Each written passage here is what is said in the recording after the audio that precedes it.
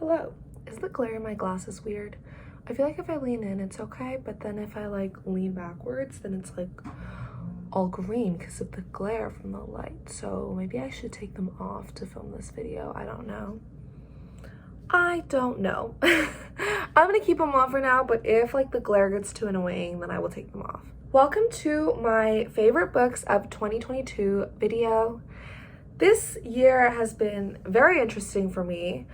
It is a good reading year and a bad reading year for me all at once because throughout like the last couple of years of high school, I've been in kind of a reading slump. I don't know, just like I've been so busy. I feel like the last 2 years of high school, just so much stuff is going on. I just felt like I was always busy and I just didn't have the time to read. And I also got like sucked into just like watching a ton of TV shows, a ton of Netflix, YouTube, that kind of media. And I just wasn't reading as much. And this year I was like, you know what? I love reading. I love reading so much. Why don't I do it as much anymore? I'm gonna start reading more. That's why this year is a good reading year for me, because I actively decided to get back into it. But it's also been a bad reading year for me because I didn't get to read as many books as I liked because I went through so many life changes. I moved after graduating high school. I came to college. I just finished my first semester of college, and honestly, I thought I would have a lot more time to read. I didn't realize what college was gonna be like. And so yeah, starting college definitely put a dent in my plans. Also, my summer was super chaotic because it just was. It's been a good reading year and a bad reading year. My goal for this year was to read 30 books. I'm currently at 23 books and it is December 28th. I have, counting today, 4 days left and I'm 7 books short in my reading goal. So do you guys think I can make it? Because I genuinely think that maybe I won't be making it. And that's okay. That's okay. We will do better next year. I know you're like 23 books. That's like not a lot. And I totally agree. But life is just life. I am getting out of my last 2 years of high school reading slump. I just started college. I'm working on it. And I love reading, and that's what counts. And reading makes me happy. And reading 23 books made me really, really happy. Maybe reading 30 books this year would have made me more happy, but unfortunately that did not happen. So with that being said, let me pull up my Goodreads so I remember what I actually read this year. 1 second. I have read Six of Crows, Crooked Kingdom, A Doll's House, Finlay Donovan is Killing It, Finlay Donovan Knocks Him Dead, The Guy on the Right, Counterfeit, Mere Christianity, Frankenstein, The Clocks by Agatha Christie, The It Girl, The Magpie Murders, The Cruel Prince, Purple Hibiscus, The Soulmate Equation, Confessions of a Shopaholic, A Good Girl's Guide to Murder, Good Girl, Bad Blood, Carrie Soto is Back, Normal People, My Body by Emily Ratajkowski. Is that how you say her last name? I'm so sorry if I butchered it. Atomic Habits, and The Santa Suit. And currently I'm reading Aurora Rising. So hopefully I will finish this as well this year. Okay, so those are all the books that I've read this year. Let me start with my favorites and then do some honorable mentions. I thought for sure that it would be super clear what my favorite book of this year was going to be. And I was like, nothing's gonna be able to compete with it. It is just gonna be this. And yes, it did win out. Six of Crows by Leigh Bardugo was my favorite read this year. I read it all the way back in March or April, I think, and it was amazing. It was so good. Like, nothing will compare to Six of Crows. I actually don't have the physical copy of this book because I read the ebook. I've been wanting to buy a physical copy, but I saw these like really pretty collector's edition ones and I haven't been able to find them. And I want to hold off until I can find them so I can buy the super cool pretty ones. That aside, Six of Crows by Leigh Bardugo. You guys have probably heard all about this book. Everyone loves it. Everyone raves about it. But basically it's set in Ketterdam, which is like this fictional world, and there are these people called like Grisha and they have magical powers. It's about a crew of 6 people and they have to pull off this impossible heist. And it's just amazing. The characters are just phenomenal. Like, they're so real and relatable, but also just like the world building too is just fantastic. I'm a sucker for like a heist. Anything. A heist book, a TV show about a heist. I love Money Heist. a movie about a heist, just anything related to heists, I love. And I know a lot of people like Crooked Kingdom, which is the second book in the Six of Crows duology, better than the first book, Six of Crows. But I personally like Six of Crows better just because I actually like it when I get introduced to a new world. I don't find world building boring. I love that part of fantasy books. So I love that in Six of Crows. And I just loved how it was centered around the heist. You got to know each of the characters. And I understand that, you know, the second book is also absolutely phenomenal, amazing. But for me, the first book just has a special place in my heart. And Six of Crows is definitely my favorite read of this year. Now, my second favorite read of this year would honestly, I feel like in any other year, be my favorite read of the year. But because it was competing against Six of Crows, it fell to second place. In my mind, honestly, I'm like, I have two favorite books that I've read this year. But if you're forcing me to rank them, then Six of Crows is on top of this book. And the book that is in second place for me, although it's practically first in my heart, is My Body by Emily Ratajkowski. One second, let me grab it. This book shocked me because I am not a person who usually enjoys nonfiction or essay memoir type writing.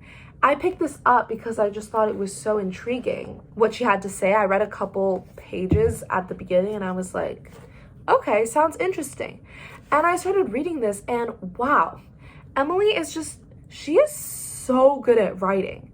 She has a way of conveying her thoughts and articulating exactly what she means. And it's so insightful and it's so easy to read and it's so easy to understand. But the way that she conveys complex ideas in such a perfect, like, she perfectly encapsulates her thoughts in her writing. And I find that very hard to do because she's not talking about easy subjects. And when it comes to her own experiences, sometimes it's very hard to articulate exactly what we go through or what we feel in a moment. And she's able to do that so well for her reader. I just loved this book. I feel like she had a lot of great things to say. It was really interesting to read about her experiences. And honestly, just the way that she was able to articulate everything that she had to say just made this book so good. I highly recommend this to everybody. I think everybody should read this. It is such a good book. It's not too long. And honestly, her writing is just great. Like, people would benefit from reading her book. So hopefully you pick it up. I highly, highly recommend this. My next favorite book of this year, let me go grab it, is The It Girl by Ruth Ware. Now, I know that most people will approach this book as if it's a mystery book, but honestly, I felt like the mystery was like not the main focus of the book. I especially loved this book because of the characters and just getting to understand them. They felt like real people to me, and I felt like I was like actually getting a glimpse into their lives. My opinion might be skewed because I read this just before starting my first semester of college, and it's about this main character. It's about her first semester at college too, well, her first year. And so maybe I was just in a moment in my life where this book was extra relatable to me. I feel like a lot of times in books, characters have like one specific role. Like, I'm the main character's best friend, or like I'm the main character's love interest, or like I'm the main character's nemesis. And they have these like one-dimensional relationships. This book didn't do that because each character, like, you got to see like small moments between them, small interactions, or just like nuances in each of their relationships. That is what made this book so good to me. The way that Ruth Ware wrote this book, it doesn't seem long to me at all. Her writing is so like effortlessly readable. It's so captivating. The way that she narrates from Hannah's perspective during the portions of the book that happen like in present time, I feel like you just get such a nice glimpse into Hannah's mind, into her thoughts, into her emotions. And honestly, I just love books where you can just connect with the characters super well. It was about their friendship. It was about their friend group and their experiences starting college. That is what this book was to me, and the mystery was just a nice addition to it, but mostly it was just about the characters.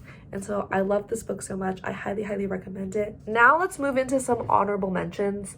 Books that, like, to me weren't my absolute favorites, but I still think I should talk about them because they were great. Another book that I loved this year was Carrie Soto is Back. It's actually the first book by Taylor Jenkins Reid that I've read. I am planning on reading Daisy Jones and the Six next, and also The Seven Husbands of Evelyn Hugo. Carrie Soto is Back was a great book. I gave this book 5 stars. I don't think I liked it as much as the other 3 books I've mentioned so far, like my top 3 favorites, but I definitely highly recommend this book. It was one of my favorite reads of the year.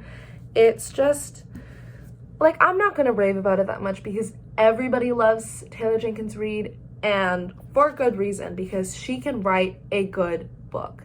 And honestly, Carrie is just such a compelling character because she's flawed and she really goes through a journey throughout the book, and it's written in sections, so it makes it very easy to read and very fast-paced. Yeah, I love this book so much. I highly recommend that you read this one.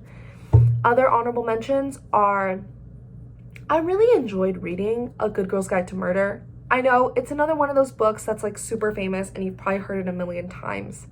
I really enjoyed the first book, and I also enjoyed the second book, not as much as the first one, but I didn't get around to reading the third one because I started it and the tone is very different in the third book and I couldn't get into it as much, so I just thought I would leave it.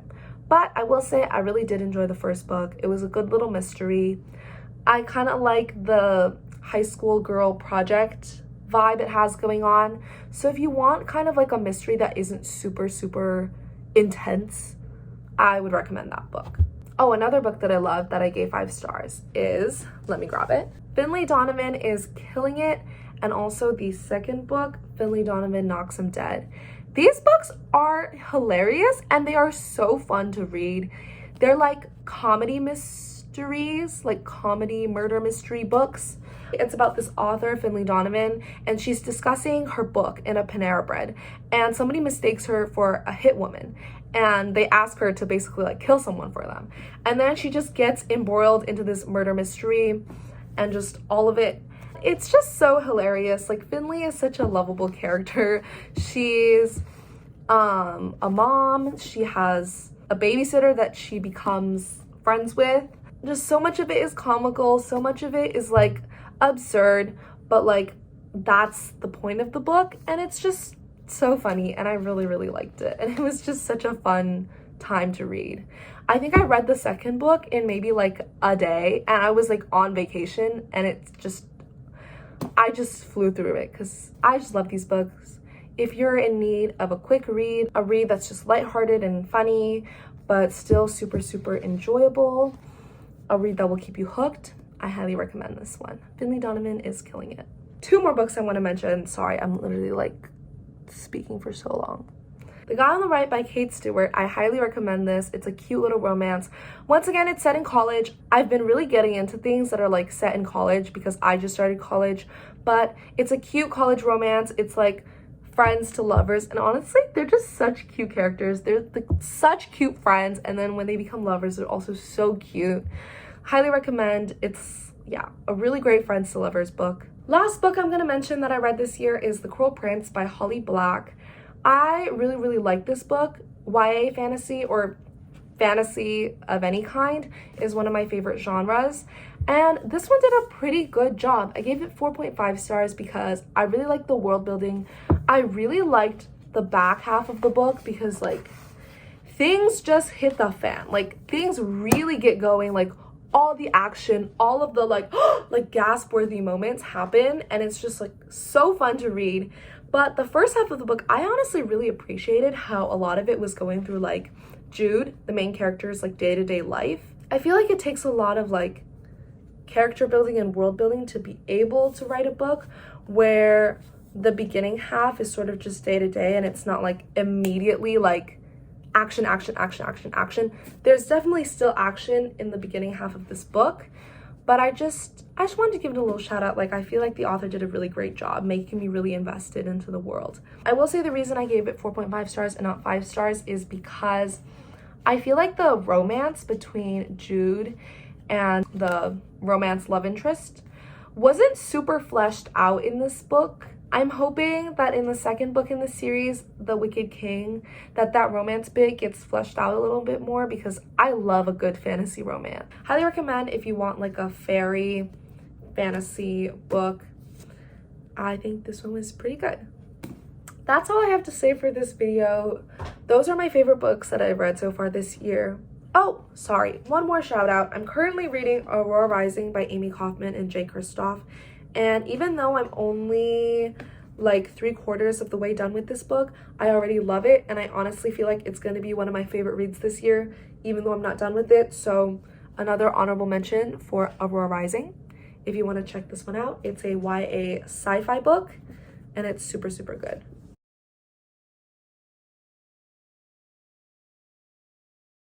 That's all I have to say for this video. I hope you enjoyed listening to me talk about my favorite books that I've read in 2022. If you're still here, thank you so much for watching the whole video. And yeah, I'll see you when I make another one.